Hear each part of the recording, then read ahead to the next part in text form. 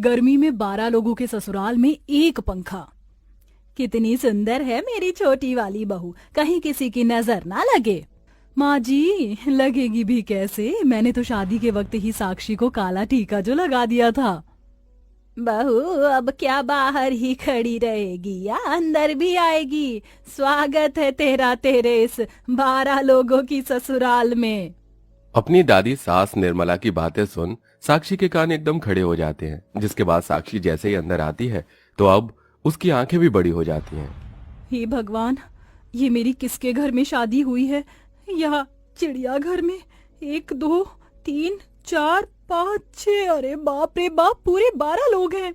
साक्षी 12 लोग से भरे अपने ससुराल को देखकर मन ही मन परेशान होने लगती है, जिसके बाद साक्षी हॉल में जाकर बैठ जाती है।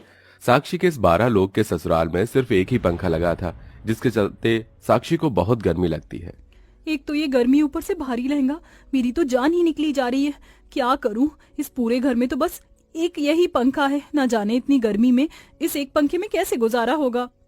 थोड़ी देर में ही रात हो जाती है, जिसके बाद साक्षी की नंद आरती साक्षी को घर के कोने में रख के एक खाट के पास ले जाती है और उसे वहां बिठा देती है। तुमने मुझे इस खाट पर क्यों बिठा दिया है? भाभी, अब से आप और भैया इसी खाट पर सोना, हम सब लोग जमीन पर सो जाएंगे। एक ही कमरे में क्यों? क्या कोई दूसरा कमरा नहीं है?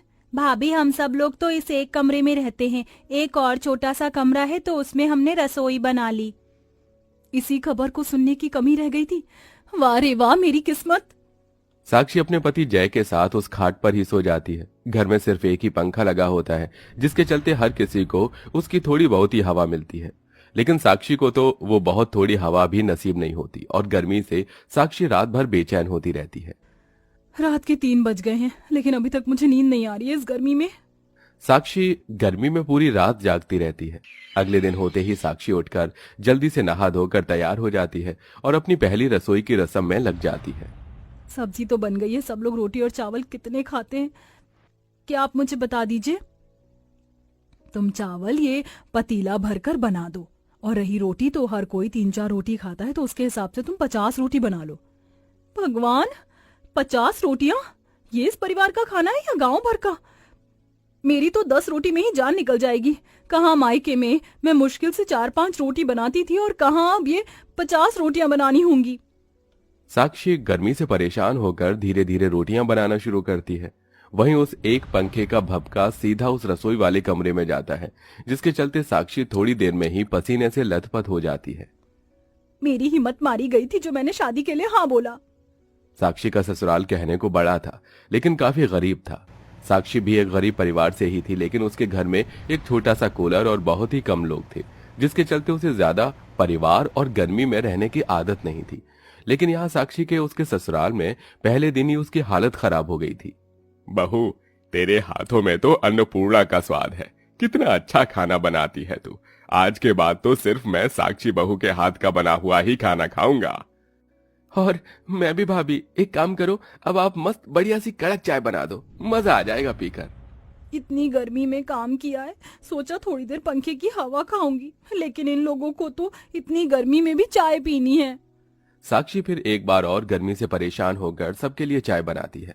सभी हॉल में बैठकर चाय पीते हैं, जिसके चलते साक्षी को कहीं पर भी पंखे के नीचे बैठने की जगह नहीं मिलती और ऐसे ही रात हो जाती है। लेकिन आज की रात भी साक्षी को नींद नहीं आती।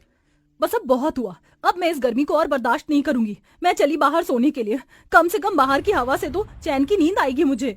साक्षी पंखे की हवा न मिलने की वजह से गुस्से में बाहर आंगन में सोने के लिए चली जाती है, लेकिन आंगन में हवा लगने की बजाय साक्षी को मच्छर काटने लगते हैं, जिसके चलते बेचारी फिर से अंदर आ जाती है। आज तो मैंने समय से सारा काम खत्म कर दिया, अब जल्दी से इस पंखे के नीचे सो जाती हूँ। रात को ना सही, कम से कम दिन में तो नींद नसीब हो। साक्षी जैसे ही पंखे के नीचे सोती है, तभी वहां उसका दादा ससुर प्रकाश आ जाता है। अरे बहू, साक्षी बहू, मेरे लिए जल्दी से 5 रोटियां और सिल पर पिसी हुई लाल मिर्च और लहसुन की चटनी बना दे। बेचारी साक्षी गर्मी में फिर रसोई में जाती है और रोटियां बनाकर चटनी पीसने लगती है। जिस तरह से आज ये चटनी पिस रही है, एक दिन देखना ये सभी लोग मुझे भी पीस देंगे। साक्षी का एक कमरे का ससुराल होने की वजह से ना ही तो उसे ठीक से पंखे की हवा मिल पा रही थी और ना ही 2 मिनट के लिए भी प्राइवेसी। सॉरी भाभी, मुझे पता नहीं था कि आप कपड़े बदल रही हो। आरती, तुम्हें दरवाजा खटखटा कर आना चाहिए था। क्या भाभी, आप तो ऐसे कह रही हो जैसे ये बहुत बड़ा बंगला हो और इसके अंदर ढेरों 4 कमरे हों। अरे एक ही तो कमरा है, उसके अंदर भी क्या खटखटा कर आना। आरती की बात सुन साक्षी को गुस्सा तो बहुत आता है, लेकिन वो उससे कुछ नहीं कहती और ऐसे ही कुछ दिन और गुजर जाते हैं। अच्छा हुआ सभी आदमी बाहर चले गए और ये भी आज कीर्तन में गई हुई है। अब आराम से सो सकती हूँ।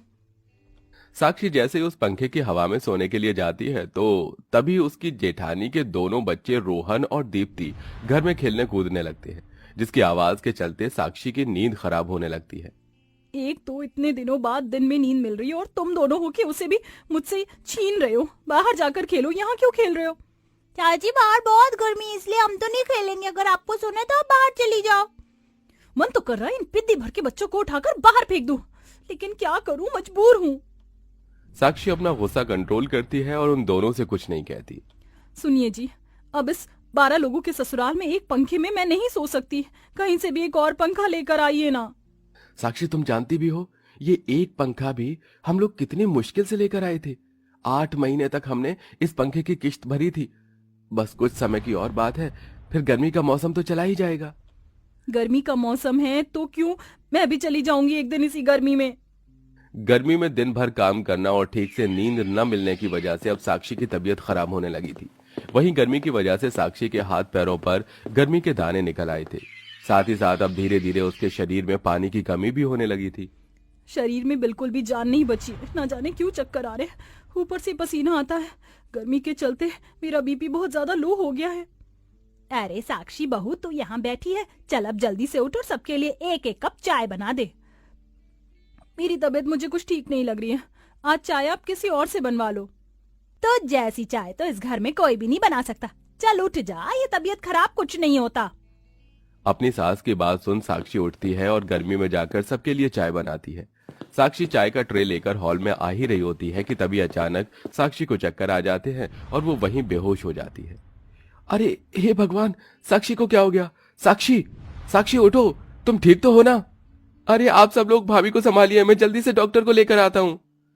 विजय भागता हुआ डॉक्टर के पास जाता है और उसे बुलाकर लाता है। डॉक्टर साक्षी का चेकअप करता है। डॉक्टर, क्या हुआ साक्षी को? वो ऐसे अचानक बेहोश कैसे हो गई? आप लोग इतनी लापरवाही कैसे कर सकते हैं? आप देख नहीं रहे, इनके पूरे शरीर पर गर्मी के दाने निकल आए हैं। इतने छोटे से घर में आप इतने लोग रहते हैं और आपके घर में सिर्फ एक ही पंखा है। गर्मी के चलते इनके शरीर में काफी कमजोरी आ गई है। इन्हें हम ग्लूकोज चढ़ा रहे हैं। डॉक्टर की बात सुन सभी लोग साक्षी के लिए परेशान हो जाते हैं। साक्षी 1 हफ्ते तक अस्पताल में एडमिट रहती है, जहां उसे 4 से 5 बोतल ग्लूकोज की बोतल चढ़ती हैं। साक्षी की ऐसी हालत देखकर सबको बहुत दुख होता है। आप सब लोग माने ना माने, लेकिन आज जो भी साक्षी बहू की हालत है उसके जिम्मेदार हम हैं। हमने सोचा जैसे हमें एक साथ एक पंखे के अंदर गुजारा करने की आदत पड़ गई है, वैसे ही साक्षी बहू को भी पड़ जाएगी। लेकिन हम लोग गलत थे। माँ जी बिल्कुल ठीक कह रही हैं, वो बेचारी हमेशा परेशान होती रही और हम उसे नजरअंदाज करते रहे। साक्षी ने मुझसे कहा भी था, लेकिन मैंने उसकी बातों को सुना नहीं। अगर सुन लेता तो आज मेरी साक्षी की ऐसी हालत नहीं होती। भैया आप कुछ भी करिए, लेकिन भाभी के लिए पंखा लेकर आइए। आरती की बात सुन और साक्षी की हालत देख घर में सभी लोग अब थोड़े थोड़े पैसे मिलाते हैं, जिससे जय एक फर्राटेदार पंखा लेकर आता है, जिसकी हवा के सामने बैठकर साक्षी को काफी अच्छा लगता है। साक्षी बहू, हमें माफ कर देना, हमारी वजह से तेरी इतनी बुरी हालत हो गई थी। इसमें आप लोगों की कोई गलती नहीं है, ये सब तो बस गर्मी की वजह से हुआ था। लेकिन अब देखिए हमारे घर में कितना अच्छा पंखा आया है। अब हम में से किसी को भी कभी गर्मी से परेशान होने की कोई जरूरत नहीं होगी। अब साक्षी के साथ साथ सभी लोग फर्राटेदार पंखे और छत पर लगे पंखे की हवा में आराम से रहते हैं, जिससे अब ना ही तो किसी को गर्मी लगती है और ना ही किसी को कोई परेशानी होती है। साथ ही साथ साक्षी भी अपने इस 12 लोगों के ससुराल में खुशी खुशी रहती है।